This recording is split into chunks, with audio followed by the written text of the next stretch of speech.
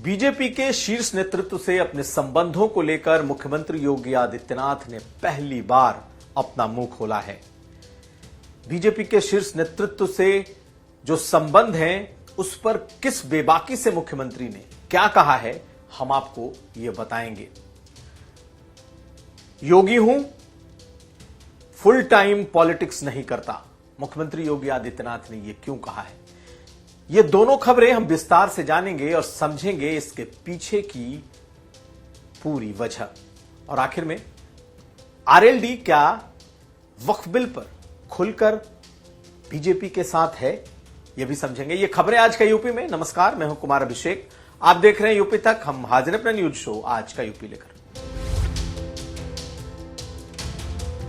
तो मुख्यमंत्री योगी आदित्यनाथ ने आज एक पॉडकास्ट में उन सवालों के जवाब दिए जो अभी तक जिससे वो बचते रहे, खास करके केंद्रीय नेतृत्व या यूं कहें प्रधानमंत्री मोदी और अमित शाह के साथ अपने संबंधों के सवाल पर।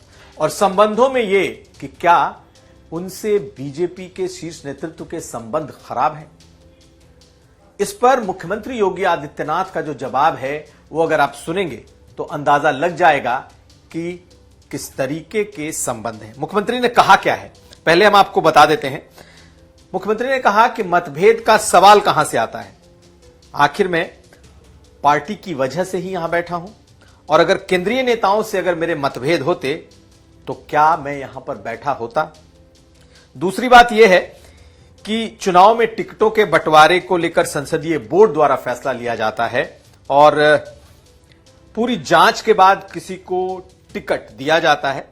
ऐसे में कोई कुछ भी बोलना चाहे बोलने के लिए स्वतंत्र है, लेकिन इसमें सच्चाई नहीं है। ये मुख्यमंत्री का बहुत बड़ा बयान है, क्योंकि अभी तक जब भी यह सवाल पूछा जाता रहा कि क्या अमित शाह, प्रधानमंत्री मोदी, हालांकि यह सवाल सीधे नहीं कभी पूछा जाता, यह चर्चा होती रही कि उनके जो संबंध हैं वो ठीक नहीं है। और आज खुद मुख्यमंत्री ने जो कहा है, किस तरीके का जवाब दिया है, आप पहले मुख्यमंत्री को सुन लीजिए। मैं आखिर यहाँ पे पार्टी के कारण ही बैठा हूं ना। एक, अगर केंद्रीय नेताओं के साथ मतभेद करके क्या मैं यहाँ बैठा रह सकता हूँ।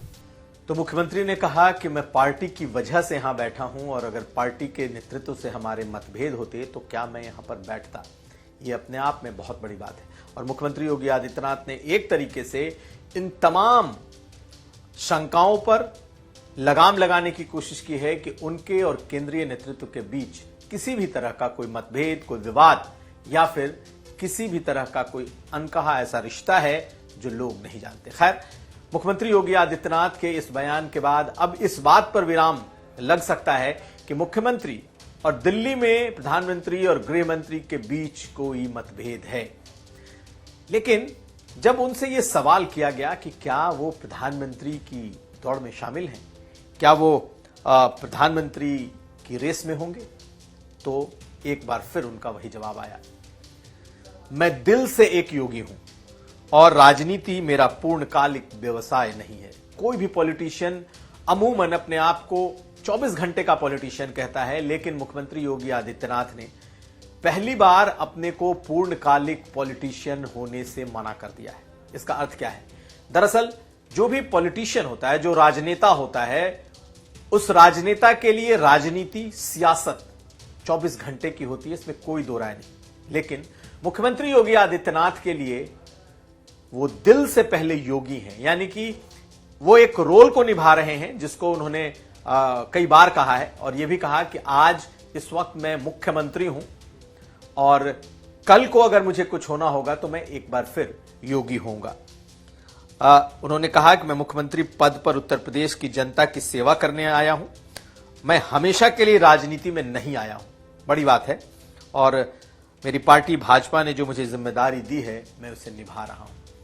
तो ये वो तमाम बातें हैं जो कई कयासों पर विराम लगाती हैं कि मुख्यमंत्री योगी आदित्यनाथ के अमित शाह और प्रधानमंत्री मोदी से संबंध अच्छे नहीं हैं। ये कि दिल्ली और लखनऊ में एक लड़ाई है, खास करके अखिलेश यादव लगातार कम से कम 2024 के चुनाव के बाद से इस बात पर लगातार इस बात को कह रहे हैं कि दिल्ली और लखनऊ दो अलग अलग ट्रैक हैं। डबल इंजन की बात बेशक कर लें, लेकिन दोनों की नहीं बन रही। और यह सवाल जब मुख्यमंत्री से पूछा गया तो उनका जवाब बिल्कुल साफ था। लेकिन आखिर मुख्यमंत्री योगी आदित्यनाथ खुद को 24 घंटे का पॉलिटिशियन क्यों नहीं मानते? ये एक बड़ा सवाल है। क्या उन्होंने खुद को बिल्कुल दिल्ली की सियासत से दूर कर लिया है? हाल के दिनों में अगर उनके वक्तव्यों को देखें, अलग अलग प्लेटफॉर्म्स पर उन्होंने जो बातें कही हैं, इंडिया टुडे कॉन्क्लेव में जो उन्होंने बातें कही और कहा कि अगर काम करते करते हमें जाना ही होगा तो हम दिल्ली की बजाय गोरखपुर की तरफ जाना पसंद करेंगे। और मुख्यमंत्री से पहले मैं एक योगी हूं, यानी कि उनकी जो अपनी प्राथमिकता, या यूं कह लें कि उनके लिए जो सबसे अहम है वो उनका योगी होना है, वो इसको बार बार अंडरलाइन कर रहे हैं। और इसके पीछे की वजह ये कि हाल के दिनों में लोगों ने उन्हें उनकी जाति से जोड़ दिया है कि वो एक क्षत्रिय हैं, वो ठाकुर हैं। और मुख्यमंत्री योगी आदित्यनाथ कहीं ना कहीं अपने इस आइडेंटिटी को अपने से दूर करने की कोशिश में है। वो नहीं चाहते कि उनकी पहचान किसी जाति से हो। और समाजवादी पार्टी या अखिलेश यादव या विपक्ष जब तक उन्हें जाति के बंधन में नहीं रखेगा, जाति के घेरे में नहीं रखेगा, तब तक उनके लिए योगी को हराना मुश्किल होगा। ये विपक्ष भी जानता है और मुख्यमंत्री योगी आदित्यनाथ भी ये जानते हैं कि अगर जिस दिन योगी के बजाय वो एक ठाकुर नेता या क्षत्रिय नेता के तौर पर उनकी पहचान बन गई तो फिर सियासत में बड़ा नुकसान हो जाएगा। इसलिए मुख्यमंत्री लगातार अपने को खुद को योगी के तौर पर ही बोल रहे हैं और लगातार अंडरलाइन कर रहे हैं कि वो सियासतदान नहीं, सियासतदान से पहले एक योगी हैं। तो एक कॉन्फ्लिक्ट, एक ऐसी लड़ाई चल रही है जिसमें 2027 के चुनाव में योगी को एक ठाकुर नेता ब्रांड करने की कोशिश, दूसरी तरफ मुख्यमंत्री योगी आदित्यनाथ खुद को सिर्फ योगी के तौर पर पेश करते रहना चाहते हैं ताकि उनकी जो पहचान है वो एक योगी की हो। और जिस तरीके से महाकुंभ का आयोजन हुआ, जिस तरीके से धार्मिक पर्यटन बढ़ा है, जिस तरीके से मुख्यमंत्री का पूरा जो जोर है वो इस वक्त अगर देखा जाए तो अयोध्या, काशी, चित्रकूट, मथुरा, इस पर संभल, इस पर है, तो वो अपनी उस आइडेंटिटी को भी वापस करना चाहते हैं। तो ये एक ऐसी लड़ाई, इस वक्त ऐसी लड़ाई, एक द्वंद्व छिड़ा हुआ है जिसे लेकर मुख्यमंत्री के ये बयान लगातार आ रहे हैं। खैर, ये बात बिल्कुल साफ है कि मुख्यमंत्री योगी आदित्यनाथ अपनी कई बातों को अब जनता के सामने अलग तरीके से रख रहे हैं। और आज उन्होंने ईद को लेकर, उन्होंने ईद में ईदगाह सड़कों पर नमाज को लेकर के, कांवड़ियों के लिए सड़क खोलने को लेकर के बहुत सारी बातें कही। और खास करके आज जब उनसे इस बात को लेकर सवाल किया गया कि कांवड़ यात्रा में सड़कें कांवड़ियों के लिए जब खोली जा सकती हैं, जब उन्हें कांवड़ यात्रा के लिए सड़क की सहूलियतें दी जा सकती हैं, तो फिर ईद में 10 मिनट के लिए सड़क की इजाजत क्यों नहीं दी जा सकती? मुख्यमंत्री ने आज इसका जवाब भी दिया और उन्होंने कहा है कि मुसलमानों के जुलूस प्रोसेशन को कभी नहीं रोका गया। वो मुसलमानों का चाहे कैसा भी जुलूस हो, इसलिए हम जो कांवड़ यात्रा है वो एक यात्रा है और यात्रा एक जगह नहीं हो सकती, यात्रा को एक रूट देना पड़ता है। इसलिए उस यात्रा को हम होने देते हैं। मुसलमानों के लिए भी जो यात्रा की शक्ल में, जो जुलूस की शक्ल में जो चीजें हैं, उसे भी हमने कभी नहीं रोका है। लेकिन सड़कों को रोकने की हम इजाजत नहीं दे सकते, सड़कों को बंद करने की इजाजत नहीं दे सकते। तो बहुत सारे मुद्दों पर आज मुख्यमंत्री योगी आदित्यनाथ ने जवाब दिया है। और जो तीसरा बड़ा अहम मुद्दा था वो था वक्फ का। मुख्यमंत्री ने कहा कि वक्फ को खत्म नहीं किया जा रहा, बदलाव जरूरी थे, क्योंकि ये चंद लोगों के हाथ में ये पूरा वक्फ ऐसे चला गया था जिन्होंने लूट मचा रखी थी। खैर, ये मुख्यमंत्री का अपना एक नजरिया है, लेकिन कल वक्फ बिल पेश हो रहा है और अब तमाम नजरें उस पर टिकी हैं। वक्फ बिल कल संसद में पेश हो जाएगा, 12 बजे लोकसभा में पेश होगा और 3 अप्रैल को यानी कि उसके अगले दिन राज्यसभा में पेश होगा। 8 घंटे की डिबेट होगी, उसके बाद इस पर वोटिंग होगा।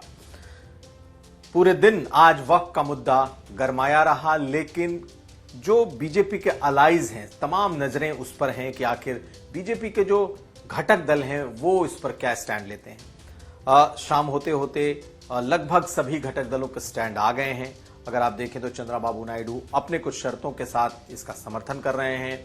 जेडीयू ने भी कहा है कि वो इस पर पूरा मसौदा देखने के बाद फैसला लेगी, लेकिन नजरें टिकी हैं कि आरएलडी क्या करेगी। दरअसल कुछ समय से आरएलडी के भीतर एक उहापोह की स्थिति है, एक कशमकश है, क्योंकि आरएलडी को यहां तक पहुंचाने में मुसलमान वोटरों का बड़ा रोल है। पश्चिमी उत्तर प्रदेश में मुसलमानों ने, जाटों ने आरएलडी को यहां तक पहुंचाया है। ऐसे में नजरें आरएलडी पर हैं और आज आरएलडी की तरफ से भी यह क्लियर कर दिया गया कि कोई कंफ्यूजन नहीं है। पहले दिन से आरएलडी पूरी तरीके से इस बिल पर, वक्फ संशोधन बिल पर सरकार के साथ है, यानी कि अपनी सरकार के साथ है। इसलिए अब आरएलडी को लेकर जो कंफ्यूजन था वो भी खत्म हो गया है। और आखिर में मुख्यमंत्री योगी आदित्यनाथ का एक भाषण, एक बयान जो उन्होंने बरेली में दिया है, हम आपको सुनाते हैं। मुख्यमंत्री ने कहा है कि गौशाला और गौशालाओं से निकलने वाली दुर्गंध पर अखिलेश यादव के जो मन में था वो आखिर जुबान पर आ ही गया। सुनिए योगी आदित्यनाथ को। तो इस समाजवादी पार्टी के लोग जो गौ कसी करवाते थे, गौ तस्करों के साथ और कसाईयों के साथ जिनके संबंध थे, वे गौ माता की सेवा क्या करना चाहे। तो उनके गौ माता के गोबर में तो दुर्गंध ही नजर आएगी, उन्हें अपने कृत्यों में दुर्गंध नजर नहीं आती है, उन्हें गौ माता की सेवा में दुर्गंध नजर आती थी और इसीलिए उनके अध्यक्ष के मुंह से निकल ही गया अंततः। तो ये था आज का यूपी। हम कल फिर हाजिर होंगे। आप हमें दीजिए इजाजत। देखते रहिए यूपी तक।